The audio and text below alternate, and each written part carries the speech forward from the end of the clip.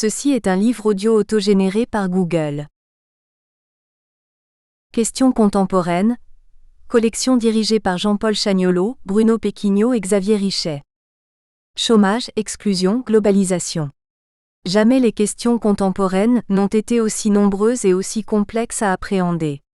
Le pari de la collection Questions contemporaines est d'offrir un espace de réflexion et de débat à tous ceux, chercheurs, militants ou praticiens, qui osent penser autrement, exprimer des idées neuves et ouvrir de nouvelles pistes à la réflexion collective. Dernière parution.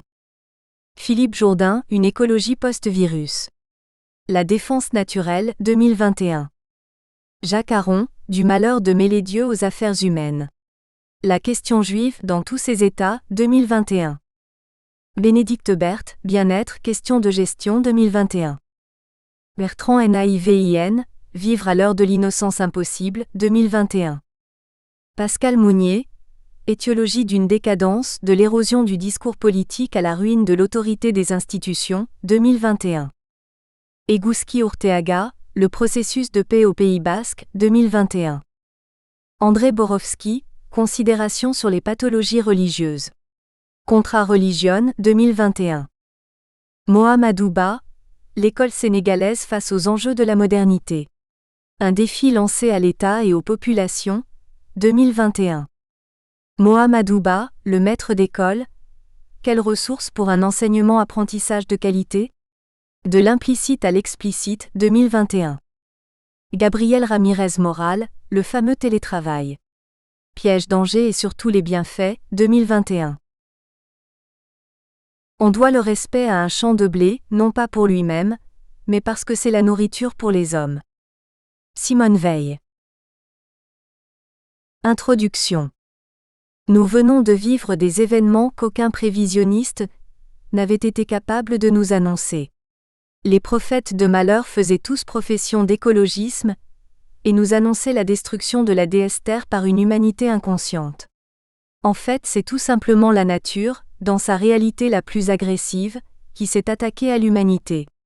Et l'on voit déjà les adeptes du culte de Gaïa, que l'on n'a pas entendu tout au long de ces semaines douloureuses, nous expliquer qu'en fait les drames que nous venons de vivre sont tout simplement dus aux fautes de l'humanité vis-à-vis de sa déesse. Il est grand temps de revenir à la sagesse. Le retour à une vision archaïque du monde d'une écologie dévoyée illustrait ce monde d'avant où le nihilisme se réfugiait dans des croyances infantiles. Ce n'est pas par hasard qu'une de ses prêtresses avait à peine 16 ans. Maintenant nous sommes réveillés. Les enjeux immédiats de l'humanité nous ont été rappelés violemment. La vie, la mort, la santé. Gaïa semble être oubliée au profit de l'humanité. En fait, l'ordre des priorités, abandonné ces dernières années, a tout simplement été rappelé. La nature est faite pour l'être humain et pas l'inverse. La nature en général et la terre en particulier doivent être utilisées et conservées pour le bien-être de l'homme. Cette utilisation et cette conservation réaliste prennent en compte les mesures conservatoires qui doivent permettre à l'humanité de survivre et de se prémunir contre les attaques qui peuvent la détruire en envisageant toutes les formes d'agression. Protéger l'être humain exige dans un premier temps de déterminer tous les espaces au sein desquels germent ces facteurs d'agressivité, de l'utopie à la culture dévoyée, de l'adoration de la nature à la négation de la réalité humaine, du pacifisme bêlant à la collaboration avec nos agresseurs. Après avoir analysé ces attaques virales, nous pourrons appréhender une autre approche écologique. Pour cela, nous nous proposons d'identifier ce que devrait être une véritable écologie post-virus en lui redonnant une finalité centrée sur l'être humain, sommet de la nature, et non plus sur la terre-mère, déesse primordiale. Pour la différencier, nous l'appellerons dorénavant défense naturelle. Chapitre 1 Défense immunitaire. Pendant ces 30 dernières années, du matin au soir, du premier bulletin d'information de notre radio jusqu'à la dernière des chaînes d'information continue, des experts sont venus nous expliquer que le repli sur soi était l'ennemi du genre humain et que la mondialisation était le seul horizon du bonheur de l'humanité.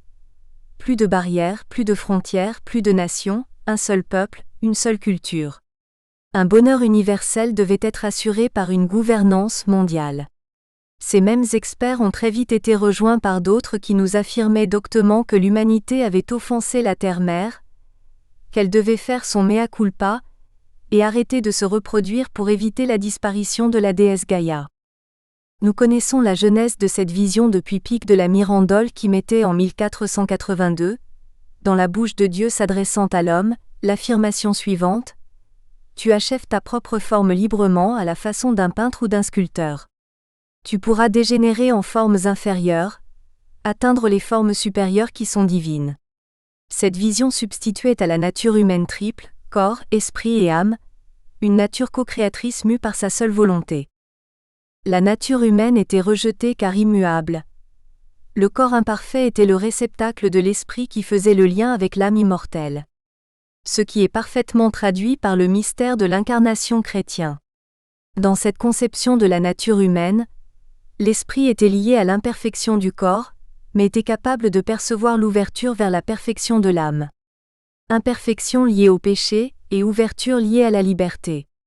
Il existait une tension permanente entre l'imperfection globale du corps et de la nature, dont l'existence avait pour objet de perpétuer la vie terrestre et devait être appréhendée dans sa réalité la plus objective, et la démarche de l'esprit qui était capable de percevoir le chemin de perfection que montre l'âme. Ainsi, la réalité naturelle n'était pas à transformer mais à transcender afin de permettre à l'homme d'atteindre une plénitude extraite du mal.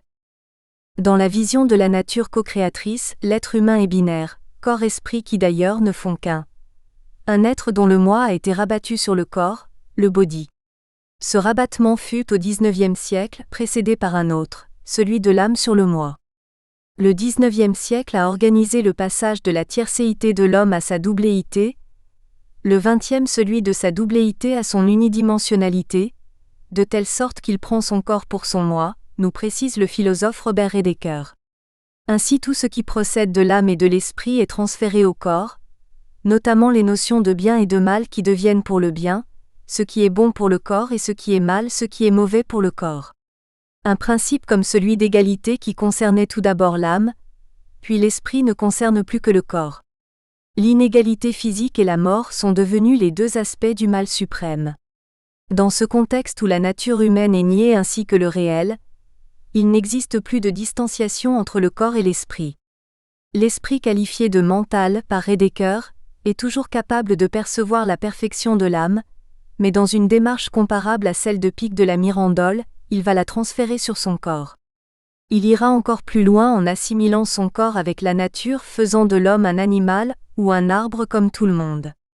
Cette course dans la destruction de la nature humaine par un orgueil et une soif de jouissance incommensurables ont provoqué un aveuglement croissant concernant la perception de la réalité humaine et sociale, ce qu'Orwell appelait la common decency, et ce que nous pouvons appeler le bon sens partagé. Le fait d'identifier l'esprit au corps a neutralisé toute forme de réflexion sur la réalité biologique de l'être humain. En effet, dans cette démarche, soit l'esprit s'identifiait à la réalité animale de l'homme mais son identité profonde s'y opposait, soit l'esprit niait cette réalité et inventait un autre corps. C'est le second choix qui a été fait, mélangeant paradoxalement négation du déterminisme et recherche transhumaniste. Abandonnons cette approche nihiliste pour revenir à la triple dimension qui donne sa dignité à l'homme, âme, esprit et corps. Ce qui va nous permettre d'envisager la réalité biologique de l'être humain sans tabou, puisque nous savons que ce n'est qu'une partie de lui-même et qu'elle sera transcendée par son esprit pour son âme.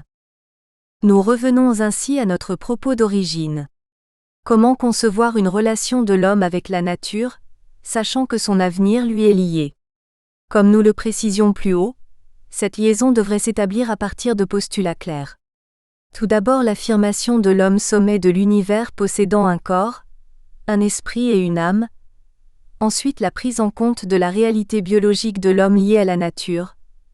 Enfin la nécessité d'assurer la continuité de la nature afin de garantir la perpétuation de l'humanité.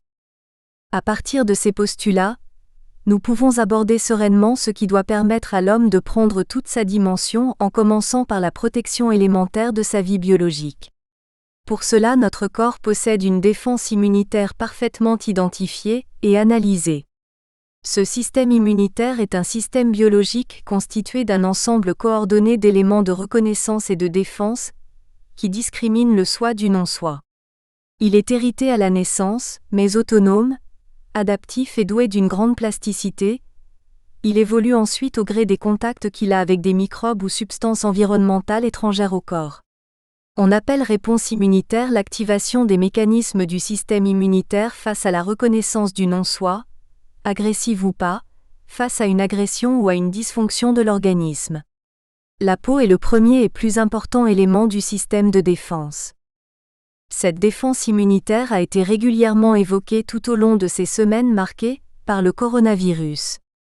Il est intéressant de constater que toutes les mesures prises reprennent en partie la réponse immunitaire. La première a été de séparer le soi du non-soi par le confinement afin de le protéger de la contagion du virus, allant ainsi immédiatement au réflexe ultime négligeant le stade de protection intermédiaire, celui de la peau, en fait celui de la frontière. Ensuite, la réflexion politique s'est perdue dans un maquis d'hypothèses, après avoir obéi au réflexe archaïque de la peur. Télescopée par le réel, cette réflexion était encore sous le joug de l'idéologie du monde ouvert, de l'individu autonome, et devait abattre des décennies de pensées déconstructivistes qui niaient la nature humaine. Mais cette douloureuse expérience a eu le mérite de faire réapparaître ce qui n'avait jamais disparu mais avait été occulté par le système médiatique et politique. La vie sociale selon l'ordre naturel construite autour de la famille, des espaces sociaux de proximité, quartiers, villages et de la nation. C'est dans le cadre de ces trois dimensions que, pendant des mois, la vie sociale a pu se poursuivre et les mesures de protection être prises. Les portes du monde ouvert se sont refermées, ou du moins auraient dû se refermer, et l'avenir fera le bilan des conséquences d'une absence de la fermeture des frontières nationales au profit de celle de l'espace Schengen. L'individu autonome s'est retrouvé dans sa famille, ou pour le moins a profité de ses solidarités. Les villes-mondes, objets de toutes les utopies, ont été désertées et les campagnes se sont remplies. Face au danger et à la peur, le réel a repris ses droits et la nature humaine a pu être observée dans toutes ses dimensions. Nous espérons que vous avez apprécié cet aperçu. Pour continuer à écouter ce livre audio sur Google Play Livres, utilisez le lien dans la description de la vidéo.